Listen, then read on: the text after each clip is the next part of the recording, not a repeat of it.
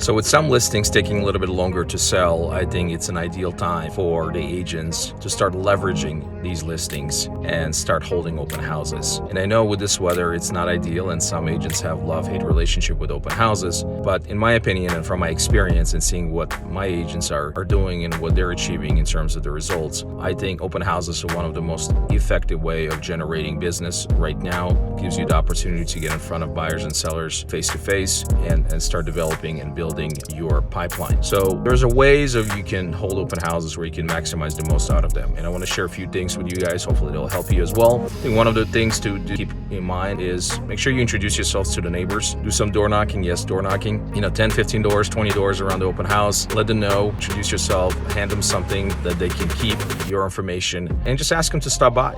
The sellers are definitely, I would like to get some feedback. If they swing by, or maybe they can send somebody who's interested in maybe possibly moving into the neighborhood, is another way of going about it. You're not selling anything to them, you're just introducing yourself and inviting them to the open house. The second thing is make sure you have a feedback sheet with you, something along those lines. So when you are having conversation with open house visitors, just let them know, hey, the seller's getting a little bit antsy with the listing. They want to get the feedback from the buyers. The more information you can provide, that would be great. And then with that feedback sheet, you can ask for their contact information. And when you get that contact information, make sure you try to follow up with them that day, ideally. One of the steps that I really use is the fact that they'll do a quick selfie video, just thanking them from stopping by at open house, sending them a couple of properties via text, and then following up with them, just making sure that they got them. If they have any questions about them, get them out there that day or the next day or the weekend and start working with them and providing value. So I hope this was helpful to you guys. Again, start doing open houses, 2, 3, 4 open houses a week, and you will see your business is going to start changing in a positive direction.